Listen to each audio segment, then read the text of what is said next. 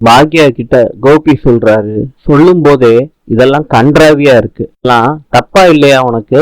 இந்த கர்மத்தை வேணாலும் பண்ணி தொலை, ஆனா பசங்க மாத்திரம் நீங்க அடிக்கிற கூத்த பார்க்கவே கூடாது, நிம்மதி கெட்டு போக கூடாது, அதுதான் எனக்கு வேணும். நீ பசங்களை எப்படி நிம்மதியா சந்தோஷமா வச்சுக்கிறோம்னு எனக்கு நல்லா தெரியும். இங்க பாடம் நடத்த வேணாம், எனக்கு சந்தோஷமா பாத்துக்கிட்டு கிழிக்கிற நீ, அதான் நான் பாக்குறேன்னு டெய்லி. எல்லாமே பொய் பித்தலாட்டம், இதெல்லாம் களையிற நாள் என்னைக்காவது ஒரு நாள் நடக்கும். வார்த்தைய அளந்து பேசுங்க, மரியாதை இருக்கட்டும். உனக்கு எதுக்கு மரியாதை எல்லாம்? மாத்திரம் அவனை கல்யாணம் பண்ணன்னு வைய, அத்தோட அம்மா பசங்கங்கிற உறவே முடிஞ்சு போயிடும். அப்பா பசங்க எல்லாரையுமே நான் என் கூடயே கூட்டிட்டு போயிடுவேன். இப்ப உன் பின்னாடி சப்போர்ட்டா இருக்கிற என் குடும்பம் உன் பின்னாடி இருக்காது. இப்ப நீ தனிமரமா நிப்ப, எப்பயும் என்னைய குத்தம் சொல்லிக்கிட்டு இருப்ப, நீ தனிமரம்னு. நீ தான் தனிமரமா நிப்ப. கோபி, நீங்க நினைக்கிறது எதுவுமே நடக்காது, பாத்துக்கோங்க. ஆனா பாக்யா, பழனிசாமிக்கும் உனக்கும் கல்யாணம் நடக்காதுன்னு சொல்ல வரியா?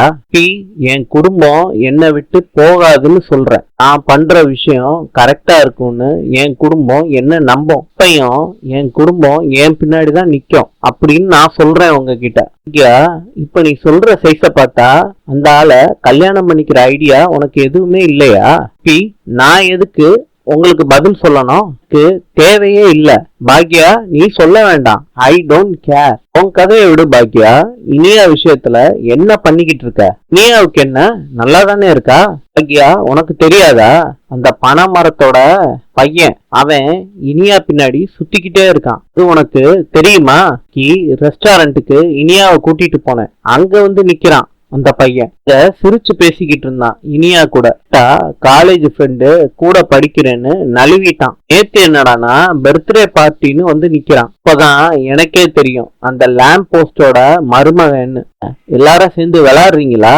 குடும்பத்துக்குள்ள சம்பந்தம் பேசிக்கலான்னு முயற்சி பண்றீங்களா?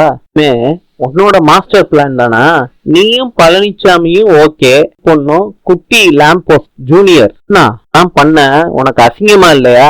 நீ எல்லாம் ஒரு அம்மாவா? வாயை மூடிட்டு போங்க கோபி, நீயே போயிருங்க. நான் போறேன், ஆனா சொல்ல வந்ததை சொல்லிட்டு போயிடுறேன். இப்படியும் நான் உன்னை பத்தி தான் பேசினேன். I don't care. நீ என்ன வேணாலும் பண்ணு, கூத்தடி. பொண்ணு விஷயத்துல அவ லைஃப்ல விளையாட பார்த்த நான் உன்னை கொன்றுவேன். அவளுக்கு மாத்திரம் அவ பொண்ணு கிடையாது, எனக்கும் பொண்ணுதான். எப்படி பாத்துக்கிறதுன்னு எனக்கு நல்லா தெரியும். நீ பாத்துக்கிட்டு கிழிக்கிற லட்சணத்தை தான் பாக்குறேன்னு. ஒழுங்கா என் பொண்ணை பாத்துக்க, இல்லாட்டி உன்னை தொலைச்சிருவேன். என்னாச்சுக்கா? ஒண்ணும் இல்ல செல்வி, இங்க கொஞ்சம் பாத்துக்கோ, நான் வீடு முடியும் போயிட்டு வந்துடுறேன். பாக்யா பழனிசாமி வீட்டுக்கு வந்திருக்காங்க. பழனிசாமியோட அக்காவும் பழனிசாமியோட அம்மாவும் வாங்கன்னு சொல்றாங்க பாக்யாவை.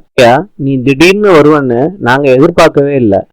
டக்குன்னு வர வேண்டிய சூழ்நிலை வரும்னு நானும் எதிர்பார்க்கலாமா? பழனிசாமியோட அம்மா சொல்றாங்க. புரியலையே பாக்யா? ஒண்ணும் இல்லைங்க, நேத்து நீங்க வந்ததுல எனக்கு ரொம்ப சந்தோஷம். எங்களுக்கும் சந்தோஷம்தான். நாங்க பல விஷயம் நினைச்சு வந்தோம், கிடைக்கலையா கொஞ்சம் வருத்தமா இருந்துச்சு. பேசாம இருடி. என்ன விஷயம்? பேசாம இருன்னு சொல்றேன்ல. அம்மா, என்ன பேசாம இருக்கிறது? அன்னைக்கு கும்பல்ல வச்சுதான் பாக்யா மேடத்துக்கிட்ட பேச முடியல, இப்பயாவது பேசலாம்ல. சொல்லட்டுமா பாக்யா? சொல்லுங்க. அவசரமா எல்லா விஷயத்தையும் சொல்லிக்கிட்டு இருக்காத சுந்தரி, பேசாம இரு. பாக்யா, உங்க மேல பழனிசாமிக்கு விருப்பம் இருக்குது எங்களுக்கு தெரியும், அத சொல்லதான் வந்தோம். உங்களுக்கும் குழந்தைங்க இருக்காங்கன்னு எங்களுக்கு தெரியும். வயசை பார்த்தா உங்களுக்கு ரொம்ப கம்மியா தானே இருக்கு. இந்த தம்பி பழனியை விட 2 வயசு நீங்க கம்மியா தான் இருக்கீங்க. பழனிசாமி எப்ப பாரு உங்களை மாதிரி ஒரு நல்ல ஃப்ரெண்டு கிடைக்க மாட்டாங்கன்னு சொல்லிக்கிட்டே இருப்பான் எங்க கிட்ட. இந்த நட்பை அடுத்த கட்டத்துக்கு கொண்டு போனா நல்லா இருக்கும்னு நாங்க உங்ககிட்ட சொல்றோம். இது விஷயமா பேசலான்னா நாங்க நேத்து வந்தோம், ஆனா முடியல. இப்ப நீங்களே தனியா வந்துட்டீங்க, என்ன சொல்றீங்க இத பத்தி? நேத்தி எல்லாரும் முன்னாடியும் கேட்காம இருந்ததுக்கு ரொம்ப நன்றி. நீங்க என்கிட்ட நேரடியா கேட்டீங்களே, அதுக்கும் நன்றி. நீங்க நினைக்கிற மாதிரி என் மனசுல எந்த எண்ணமும் கிடையாது பாக்கியா. உங்களுக்கு ஒன்னும் அவ்வளவு பெரிய வயசெல்லாம் ஆகலையே. வயச ஒரு காரணமா சொல்லவே இல்லை. தனியா இருக்கிறவங்க துணை வேணும்னு தோன்றவங்களுக்கு எத்தனை வயசுல வேணாலும் கல்யாணம் நடக்கலாம். மனசுல அப்படி எந்த எண்ணமும் எனக்கு கிடையாது. 1 வருஷமா நான் வீட்டுக்குள்ளேயே இருந்தேன், இப்பதான் வெளியவே வந்திருக்கேன். எனக்கு பிடிச்சத கொஞ்சம் கொஞ்சமா இப்பதான் செய்யவே ஆரம்பிச்சிருக்கேன். தனியா நடக்க ஆரம்பிச்சிருக்கேன். அதெல்லாம் எங்களுக்கே தெரியுமே பாக்யா. அத பத்தி பழனிசாமியும் ரொம்ப பெருமையா தான் பேசிக்கிட்டு இருக்கான். அவனும் உங்க பிசினஸுக்கெல்லாம் நிறைய உதவி பண்ணிருக்காருல. இதுக்கு நான் பழனிசாமி சாருக்கு காலம் முழுவதும் நன்றி உள்ளவளா இருப்பேன். நண்பரா தவிர வேற எப்படியும் என்னால யோசிக்க முடியாது. ஒரு மாத்திரம் இல்ல, வேற யாரையுமே என்னோட வாழ்க்கை துணையா என்னால யோசிக்கவே முடியாது. நான் ஒரு வெரைட்டிலையோ இல்ல வெறுப்புலையோ சொல்லவே இல்லை. ஒரு குறிக்கோள் இருக்கு, அதை நோக்கி நான் பயணம் பண்ணணும்னு நான் நினைச்சுக்கிட்டு இருக்கேன். என் பசங்க, மாமனார், மாமியார் எல்லாரும் இருக்காங்க. அவங்க கூட தான் நானும் இருக்கணும். கோபி அவங்கள விட்டுட்டு போன மாதிரி நான் அவங்கள விட்டுட்டு போக மாட்டேன். இதெல்லாம் என் தம்பி பழனிசாமிய கல்யாணம் பண்ணிட்டு கூட பண்ணலாமே. ஒரு ஆணும் பெண்ணும் பழகுனா காதல்லையோ இல்ல கல்யாணத்திலயோ போய் முடியணும்னு ஏன் நினைக்கணும்? நல்ல நண்பரா இப்ப இருக்கிற மாதிரி சார் இருக்கட்டுமே. பாக்யா, நீங்க சார் கிட்ட இத பத்தி பேசுனீங்களா?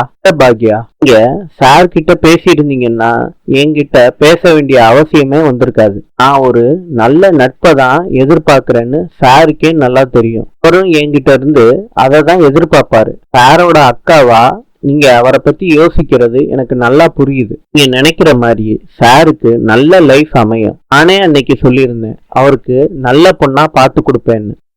அதை இன்னும் நான் மறக்கல. இப்ப நான் சாருக்கு நல்ல பொண்ணா பாக்குறேன். இப்ப நம்ம பேசின விஷயங்கள் பெரிய குழப்பத்தை தான் உருவாக்கும். அதனால இந்த விஷயத்த இதோட நிறுத்திடலாம் ப்ளீஸ். நான் ஏதாவது தப்பா பேசியிருந்தா என்ன மன்னிச்சிடுங்க. சுந்தரி பேசாம போயிடுறாங்க. பழனிசாமியோட அம்மா சொல்றாங்க, பழனிசாமி யாரு கூடயும் பேச மாட்டான், பழக மாட்டான். உன் கூட நல்லா பேசுறானேன்னு அவ கேட்டுட்டா. மனசுல அப்படி ஒரு எண்ணம் இல்லாத போது நாங்க இந்த விஷயத்த பத்தி உன்கிட்ட பேசவே மாட்டோம். ரொம்ப தேங்க்ஸ்மா. பழனிசாமிக்கு தெரியாது. சுந்தரி பேசணும்னு நினைச்சது கூட அவனுக்கு தெரியாது. நீ அவனை தப்பா எடுத்துக்க கூடாதுமா. நானும் சொல்ல மாட்டேம்மா, நீங்க கவலைப்படாதீங்க. நான் கிளம்புறேம்மா. ஏதாவது சாப்பிடு பாக்யா, கொஞ்சம் வேலை இருக்கு. நான் கிளம்புறேம்மா. ஒரு நாள் நான் கண்டிப்பா வரேன். நீ எதையும் மனசுல வச்சுக்காத பாக்யா. கண்டிப்பா இல்லம்மா, வர்றேம்மா. பாக்யா ரெஸ்டாரண்ட்டுக்கு வந்துட்டாங்க. அக்கா, எங்கேயோ போன வந்துட்ட, என்னக்கா ஒரு மாதிரியா இருக்க? என்னக்கா? இன்னும் இல்ல செல்வி, மார்க்கெட்டு, பில்லு, பஞ்சாயத்துன்னு யோசிச்சுக்கிட்டு இருக்கியாக்கா? யோசிக்கிறதுக்கு ஒரு போனை போட்டு கேட்டுற வேண்டியதானே? கேக்குறேன் செல்வி. பழனிசாமி கிட்ட பாக்யா சொல்றாங்க சூப்பர் மார்க்கெட்ல பில்லு குளறுபடி. இப்ப கேட்கலாமா அப்ப கேட்கலாமான்னு யோசிச்சுக்கிட்டு இருக்கேன் சார். இப்பயே கேட்டுருங்க, வாங்க கார்ல போயிட்டு வந்துடலான்னு பழனிசாமி கூட்டிட்டு போறாரு பாக்யாவை. மேடம், பாட்டு பிடிக்கலையா? நான் ஏதாவது வேற பாட்டு போடவா? சார், அப்ப நான் ஆஃப் பண்ணிடலாங்க. சார், உங்ககிட்ட நான் கொஞ்சம் பேசணும். சீனாவின் நாணயம் யுவான். நாளை சந்திப்போம்.